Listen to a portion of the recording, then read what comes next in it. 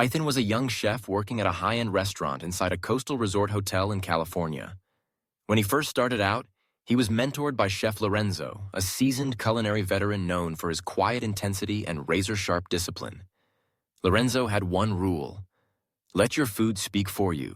Keep your head down, master your craft, and never stop learning. Ethan followed those words religiously. For nearly a decade, he worked behind the scenes, mastering every station in the kitchen, quietly, precisely, consistently. When Lorenzo retired, Ethan stepped into a lead role in the kitchen. He remained the same dedicated, humble professional he had always been. But over time, a sense of frustration crept in. Newer team members with far less experience were getting promoted or noticed, while he remained in the shadows, stuck with the same paycheck and no recognition. He began to question everything. Had his loyalty and effort been wasted? Feeling overlooked and undervalued, Ethan decided to visit his old mentor, hoping Chef Lorenzo could help him understand what had gone wrong and what he could do to change it. When Ethan arrived at Lorenzo's modest home, the chef was tending to his herb garden. He greeted Ethan warmly and invited him inside for a cup of tea. Noticing something heavy on Ethan's mind, he asked, "What's going on, kid?" Ethan sighed and let it all out. He shared how he'd followed every lesson, handled every challenge, and stayed focused on his work. Yet it felt like none of it mattered. "I've done everything right," he said. "But the people who slack off, or who can barely saute garlic, they're the ones getting ahead. Meanwhile, I'm still where I was years ago." Chef Lorenzo nodded slowly, pacing the kitchen in silence. Then he looked Ethan in the eye and said, "Maybe it's time for a different approach. Take a day off, for any reason you like. Just step away." Ethan raised an eyebrow. "That's it?" "That's it," Lorenzo smiled. "Let the kitchen feel your absence for once." Ethan left the house with mixed emotions. Taking a day off felt wrong. He'd been the rock of that kitchen for nearly a decade. Who would coordinate prep? Who would handle last-minute changes? Who would keep service smooth? But the more he thought about it, the more Lorenzo's advice made sense. That night, Ethan submitted a time-off request, just one day to visit family out of town. His manager approved it without question. On his day off, Ethan tried to relax, went for a walk along the beach, read a book, and grabbed a coffee from his favorite spot. But part of him couldn't stop wondering what was happening back at the restaurant. What he didn't know was that the kitchen was falling apart without him. Orders were delayed, mistakes piled up, and a VIP customer received the wrong entree. No one could step up to fix things the way Ethan did. When Ethan returned the next morning, his manager called him in immediately. Ethan was surprised to see the manager waiting in the office with a serious look on his face. Without delay, the manager handed him a document. A promotion letter.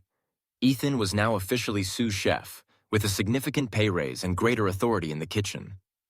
"We honestly didn't realize how much you carried this place until you weren't here," the manager admitted. Ethan was stunned. For the first time, he felt truly seen. As he stepped back into the kitchen, his co-workers looked at him with a new level of respect. That evening, he went back to Lorenzo's house, eager to share the good news. Chef Lorenzo smiled and said, "See, sometimes your light has to go off, so others remember it's been guiding them all along." Ethan smiled, thinking he'd finally cracked the code to getting ahead. But what he didn't know was that this lesson was only the first half of the truth. From then on, Ethan worked just as hard as before, but he had a new mindset. Whenever he felt unappreciated or overlooked, he'd take another day off. Like clockwork, things would fall apart without him, and the restaurant would respond with more praise, more trust, more perks. It became his secret strategy. Over the next few months, this pattern repeated. He'd vanish, come back, and be welcomed like a hero. Ethan believed he had mastered the art of being indispensable. What he didn't notice was that higher-ups had started questioning his reliability. One morning, after returning from yet another day off, Ethan found his keycard wouldn't unlock the staff door. Confused, he went to the front desk, only to be told his employment had been terminated. Ethan stood there in disbelief. "Fired? But why? I've always been loyal, always saved the kitchen when things went south." "Bazasa." The manager gave a calm but firm response. "We appreciate what you've done, but we can't depend on someone who's only available when he feels like being here. We need leaders we can count on." The words cut deep. Ethan walked out, numb. He wasn't angry, just lost. He had done everything he thought was right. So why had it all come crashing down? With nowhere else to go, he made his way back to Lorenzo's house. As the mentor opened the door, Ethan, with teary eyes and wounded pride, asked, "I followed your advice, didn't I? So why did I lose everything?"